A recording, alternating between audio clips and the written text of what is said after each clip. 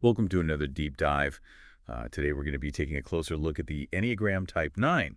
The Peacemaker. Right. Yeah, the Peacemaker. We've got two articles here from the Spiritual Seek. Okay. And hopefully we can kind of get a better grasp on what makes this personality type tick.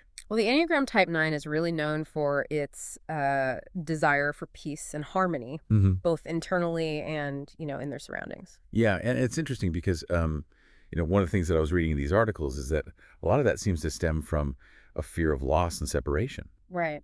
Almost like they're trying to prevent any kind of disruption to their inner peace and the peace of those around them. Yes. And in fact, one of the articles mentions that, this can even lead to nines having difficulty asserting themselves. Okay. They may prioritize others' needs and wants above their own in an attempt to just maintain that sense of harmony. So they're essentially sacrificing their own needs for the sake of avoiding conflict. In some cases, yes. Oh. But it's important to remember that nines can also be incredibly strong and resilient. They often have, a very deep inner strength that allows them to withstand challenges and support others in those times. Yeah, that makes sense. And it seems like there's kind of a paradox there. Yeah.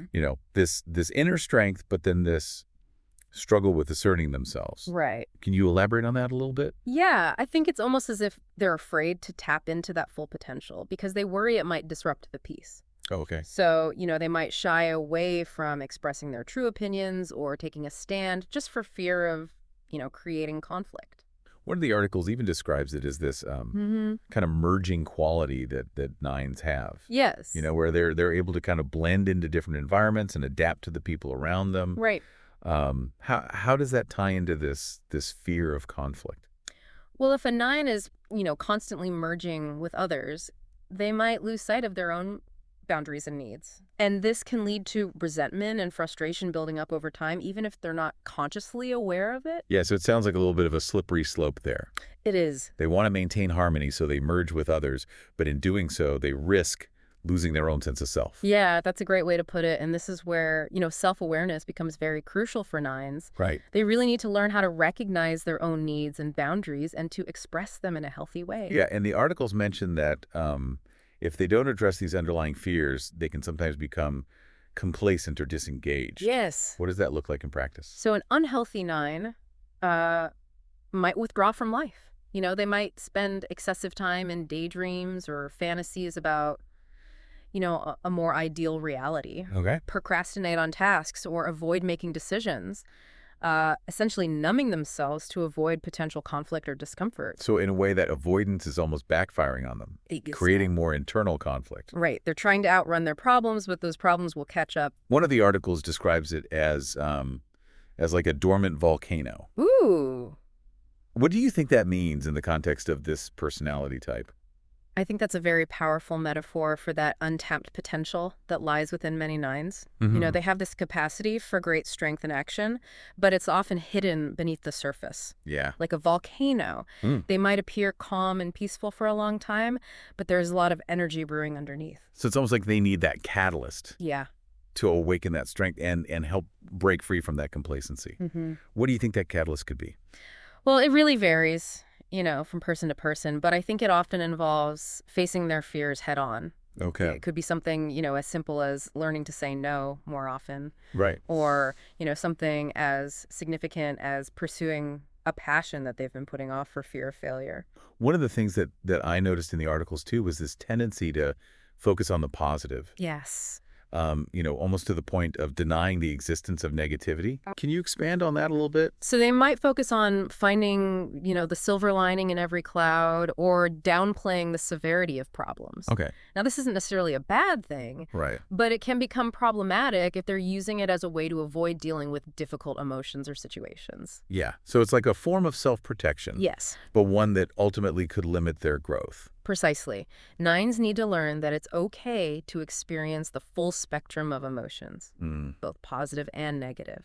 In fact, embracing those negative emotions can be a pathway to deeper self-understanding and resilience. Yeah, it seems like a key aspect of growth for them is this learning to balance that desire for peace with the need for authenticity and self-expression. Absolutely. And that's a journey that requires courage, compassion, and a willingness to step outside of their comfort zones. The articles also mentioned that Yeah. nines have this unique connection to all the other Enneagram types. Yeah, you do. Can you explain that a little bit? Yeah, so nines are often described as having a bit of every other type within them. They Hmm. can empathize with and understand different perspectives, which makes them, excellent mediators and peacemakers. Hmm. However, this can also make it difficult for them to find their own unique identity. So it seems like finding that balance between connecting with others and maintaining their own sense of self Yeah. is a core challenge for the Enneagram Type 9. It's a lifelong journey of self-discovery and growth, but one that can lead to incredible inner peace and fulfillment. And one that we will continue to explore as we delve deeper into the world of the Peacemaker. Stay with us. So we've been talking a lot about, the Enneagram Type 9, the Peacemaker, and their desire for harmony. Right. Uh, let's kind of shift our focus now to how that desire kind of plays out in their relationships. Okay, yeah, one of the things that I was reading in the articles was that nines tend to create this peaceful and comfortable atmosphere Mm-hmm. in their relationships. Yes. And it seems like they have this really natural ability to just make their partners feel safe and secure. Yeah, that's right. Nines are often described as being very easygoing and accepting in relationships. Okay. They're not interested in drama or conflict, Right. so they might avoid bringing up difficult topics or even expressing their own needs if they think it's going to upset the balance. But wouldn't that kind of lead to problems down the line? It can. If they're constantly suppressing their own needs just to keep the peace, wouldn't that eventually lead to resentment or frustration? It certainly can, and the challenge for nines is really finding that balance Yeah. between maintaining that harmony and honoring their own needs and boundaries. Right. If they're not careful, they can become too accommodating and end up feeling like they're losing themselves in the relationship. One of the articles used this really interesting analogy uh, of a dammed up reservoir Ooh, to describe the untapped potential in nines. okay. How do you think that relates to their relationships? Well, I think it's a powerful image that really highlights that conflict that exists between a nine's desire for peace and their inner strength. Mm-hmm. So, they might have a lot of energy and potential, Right. but that fear of rocking the boat can keep it all bottled up. Yeah. So in a relationship, that might manifest as the nine kind of holding back their true thoughts and feelings Yeah, for fear of causing a disruption. And over time, this can lead to a sense of, stagnation in the relationship. Mhm. They might feel like they're not truly being seen or heard, and their partner might feel like they're not getting the full picture Right. of who the nine really is.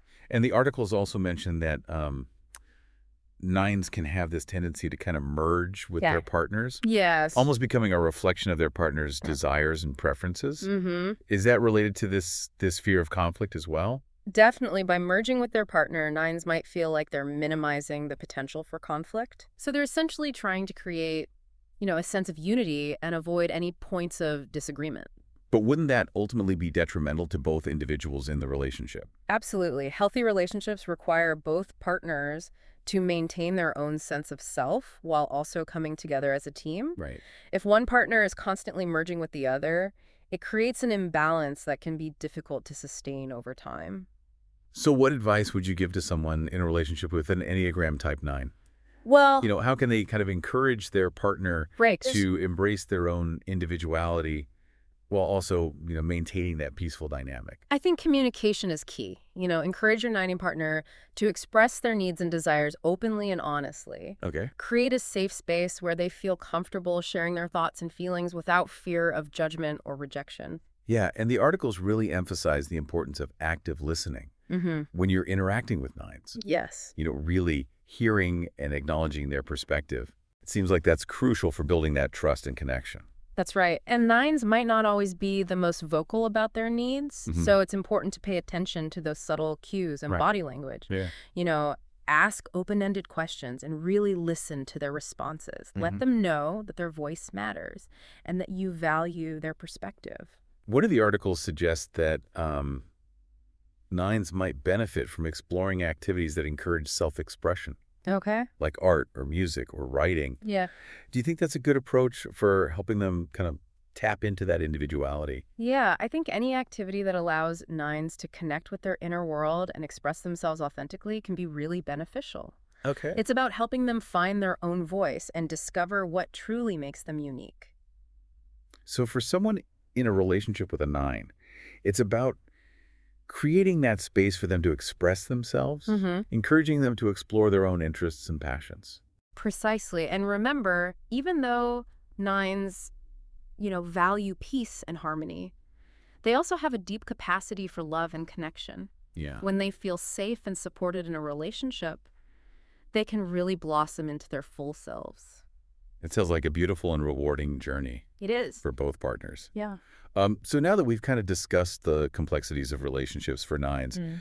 let's move on to explore some practical tips Okay. for growth and self-discovery Mhm. for this unique personality type.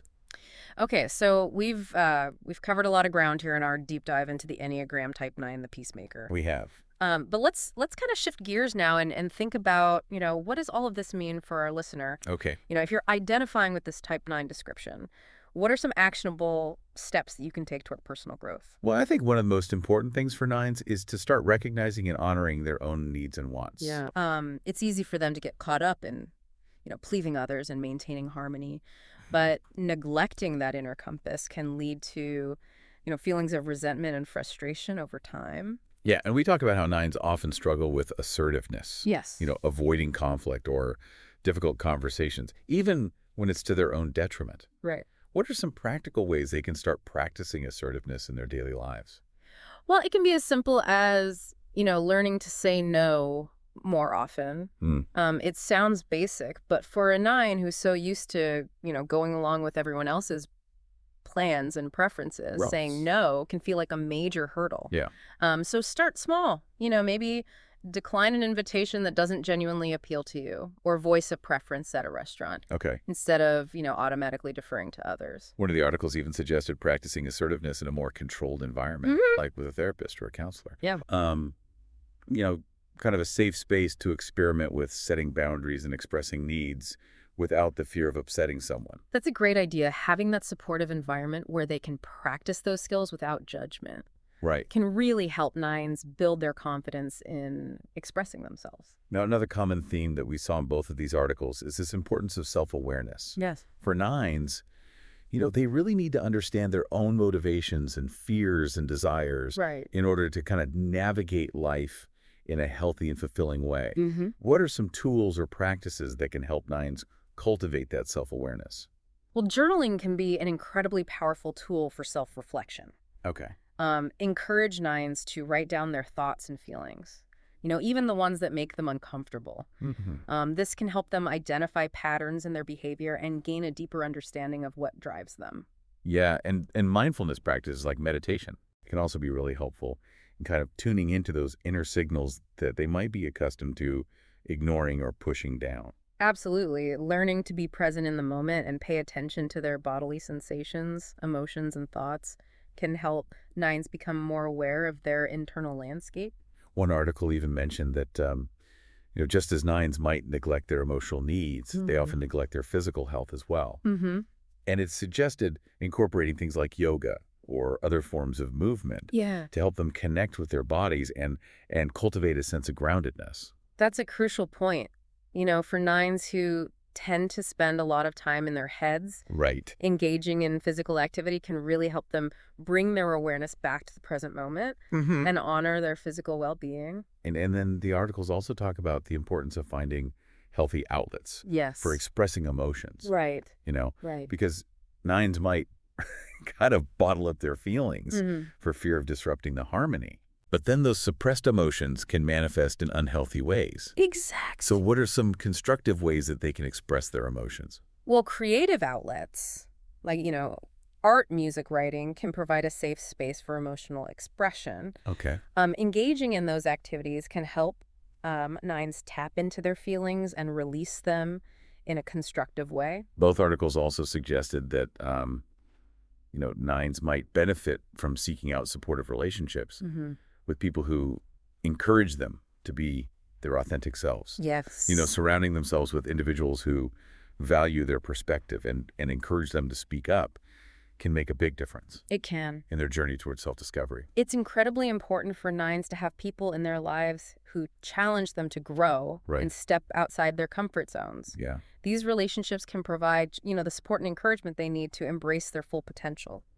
So as we wrap up our deep dive into the world of the Enneagram Type 9, the Peacemaker, I want to leave our listener with this final thought. Remember that this journey of self-discovery is ongoing. Yes. And it's not about striving for perfection. Right. It's about embracing all aspects of yourself, the light and the shadow, and recognizing that even the most peace-loving individuals have a capacity for strength and resilience and growth. The Enneagram is simply a tool, a roadmap that can help us understand ourselves and others better. Yeah. It's not a box to confine yourself in, Right. but a starting point for a lifelong exploration of who you are and who you can become. Well, thank you for joining us on this deep dive into the fascinating world of the Enneagram Type 9, the Peacemaker. Of course. May your journey of self-discovery be filled with peace, authenticity, and a deep connection to your true self.